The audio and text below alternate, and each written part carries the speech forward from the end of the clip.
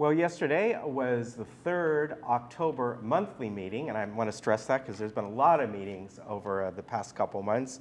Meet the Candidates meeting and then their annual meeting, but yesterday was really the first meeting of their fiscal year, and we have the board president, once again, Mike Straziuso. Good morning. Welcome back as another year sitting in that president's chair. Those fools did it again. Well, you accept it, so there you go.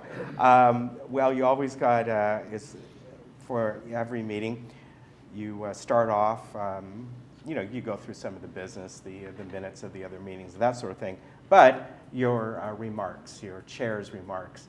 And yesterday you had some nice quotes. One of it, I like the one by Benjamin Franklin, an investment in knowledge pays the best interest. It sure does. Yeah, yes. Old Ben always had some great sayings, didn't he? And you incorporated some of these, and you said a few others as well. Yes, the one that has gotten the most reaction is this little quote that somebody sent me in an email, and it does not have the author. Life is an echo. What you send out comes back. What you sow, you reap. What you give, you get. What you see in others exists in you. Remember, life is an echo. It always gets back to you. A couple of others that I used, knowledge is knowing what to say,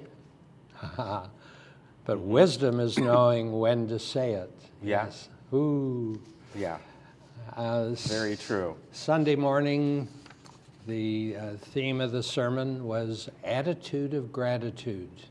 We have so much to be thankful for in our community. Mm-hmm. And we don't always think in those terms. Mm-hmm. We find things to complain about.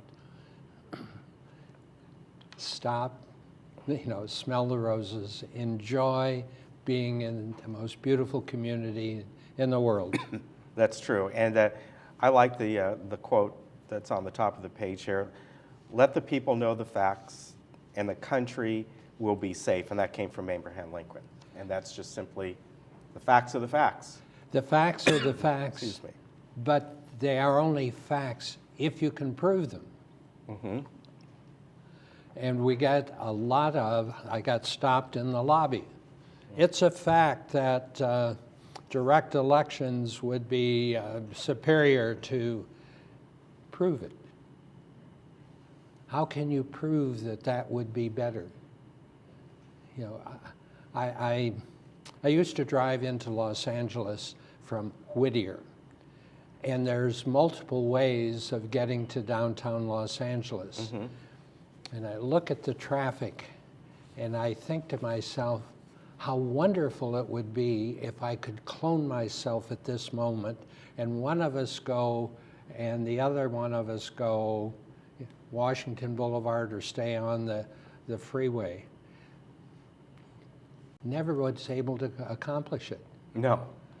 I couldn't prove to myself that the other way would be better. Mm-hmm. Back up the clock and take the other way and repeat that time a day? No. When you say it's a fact, be prepared to prove it. Right. Speculation is one thing. A fact is something else. A fact is I have $80 in my pocket. I can prove it. Mm-hmm. Right. Very good. Okay. That's why I included Lincoln's quote, because of the insistence that something that could be different would be better, and call it a fact. Well, yesterday you introduced some new board members. There were 4 of them: Bert Moldow, Rosemarie De Lorenzo Dickens, Wei Ming Tao, and Ray Gross. Now, Wei Ming Tao, she was not there yesterday. The other 3 were. Yes, she was in Panama on vacation. How nice. Yes. Bert is well known in the community. He is a well-educated, tremendous experience in the engineering field, and will be a terrific asset to our board. Rosemarie came from the hotel industry in management. She too is looking forward to helping. Wei Ming Tao's background is in finance. She is a CPA, and she will be the vice chair on our finance committee. Welcome back to Ray Gross. Mm-hmm. It's his 13th year of volunteering on boards. 6 years on Third, 6 years on GRF, and now he's starting a 3-year term back on Third Mutual. And by the way, I mentioned Third Mutual because some of what we're going to cover pertains to Third Mutual. And don't get the impression that it is community-wide. Mm-hmm.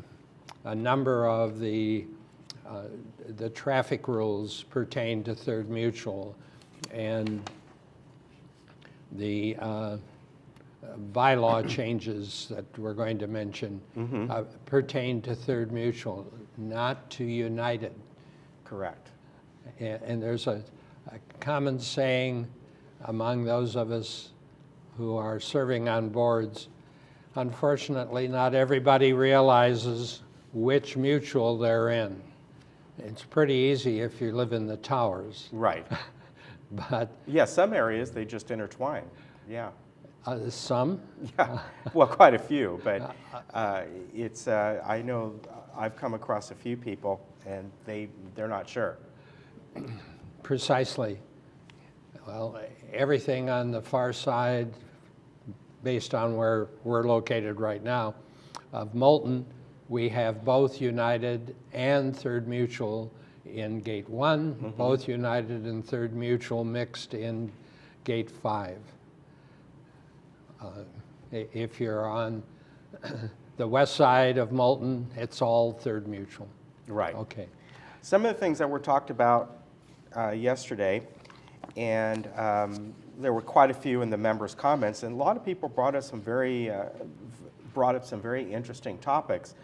One of them was a talk about solar panels, and a gentleman came up and said, I'd like to get solar panels on mine, either lease them or buy them, whatever they may be, and he talked to several of these different kind of companies that come in and do exactly that. I forget how many he mentioned, and he came away with the conclusion from them that, right or wrong, and this is what I think you guys are going to look into, they do not want to do this in this community, or they said, we can't, it's too difficult. I think one of them were put on, there are a few single-family dwellings within Third, and one of those did get that. And so the gentleman commented when he would call this particular company, they said, well, that's because it was a single unit, a single family home, basically. The multiple unit dwellings, we don't want to touch, we don't want to do. At least that's what they told him and how he presented the story. Yes, it's true, and the issue is if you are in a multi-unit building, the roof is common area. Right. And how do you segregate? How do you divide? And that's the dilemma that Third Mutual is faced with. Mm-hmm. The common area they're advocating that we put in solar panels to the whole roof, mm-hmm. and that instead of feeding to an individual's meter, they put out an inverter that collects and sells to Edison, and then the credit is divided among the residents. Mm-hmm. Right. Who pays the lease, if it's a lease or if it's a purchase? Who pays for it? If everybody in the building wants it, and it has so many implications. It does. Mm-hmm. I live in a 3-story, 22-unit building. Yeah. How do you handle it? Mm-hmm.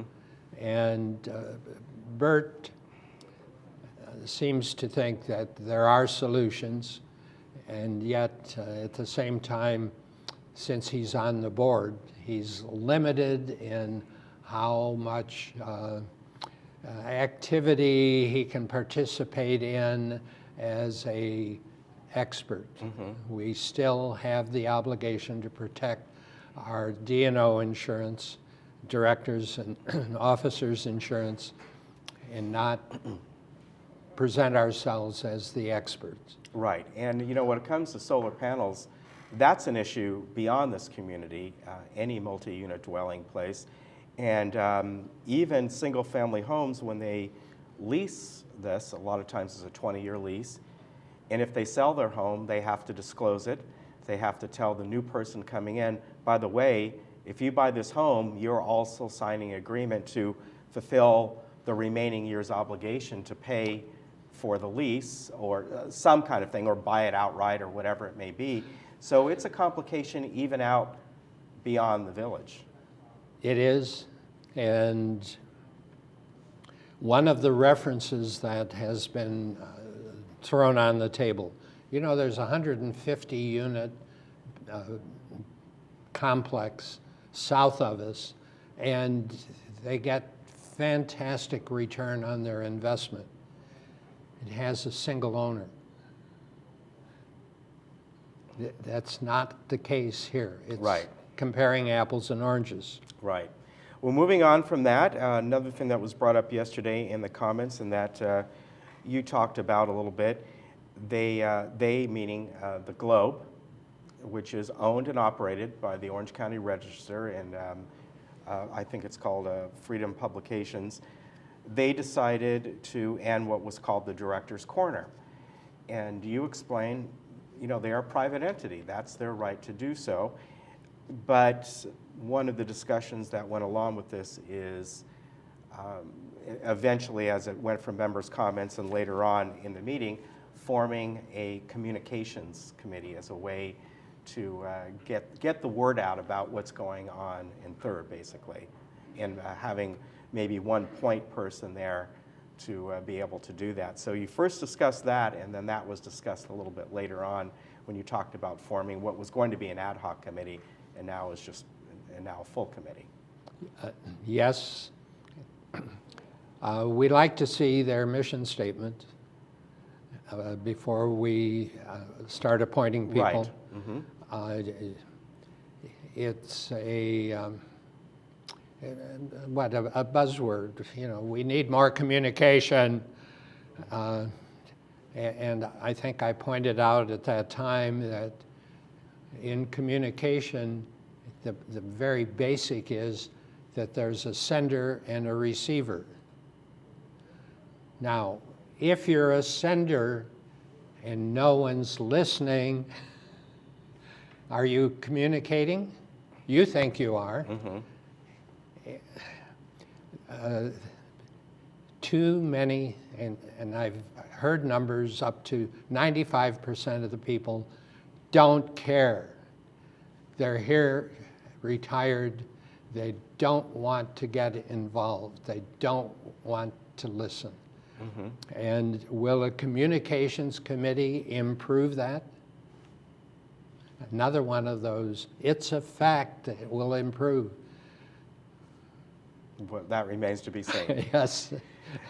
Sounds like a great idea. I'm not poo-pooing it. I'm certainly will support it if it gets active. Time will tell. That's true. One thing I want to get to, we're just about out of time, but you went over a few things on your alteration standards concerning satellite dishes and the approval of how they need to go on, and I believe it is an owner's expense to pay for that. There's a pad. I thought it was 3 by 3 feet or something like that, but that obviously would protect the roof. The satellite dish goes on that, and you discuss that a little bit about those alteration standards, and that is, you've said many times over the past year, there's things you look at, variances over the years, that you decide, you know what, this should become a standard so no one has to go through that longer process, and this is one of those type of things. Yes, what we're trying to eliminate, if you come in to the permit desk and ask for a permit, the board, then it's a variance, and the board takes a bus tour to visit all of the sites. Right. If we create a standard, it eliminates that bus tour. It compresses the time for approval, because if it requires a bus tour by the committee, they only meet once a month. And depending on when you apply for it, it may be 2 months, 3 months to get the permit. By doing it as a standard, it fits within this standard, here's your permit. Yeah. It's Exactly. to streamline, to reduce the amount of staff labor and the involvement on behalf of the board. Well, and that's good. I know both you and United and GRF have all looked at these type of things, and you know, it's just, as you said, streamlining things that have become more mainstream. Yes, and the standard bearer to create these standards has been Denny Welch, who we will miss. But she was there yesterday as a resident, but she was there, so something tells me she'll still be involved quite a bit one way or another. That's Denny's way, right? You know, I've dubbed her the Energizer Bunny. Yeah. That little pink golf cart, you know, Yes. It's Denny. Yes. Well, Mike, we're out of time. Thank you again for coming on, and congratulations again, and once again being the board president. Thank you. And we'll see you again soon. Absolutely. All right, you take care. Folks, we'll be back in just a moment.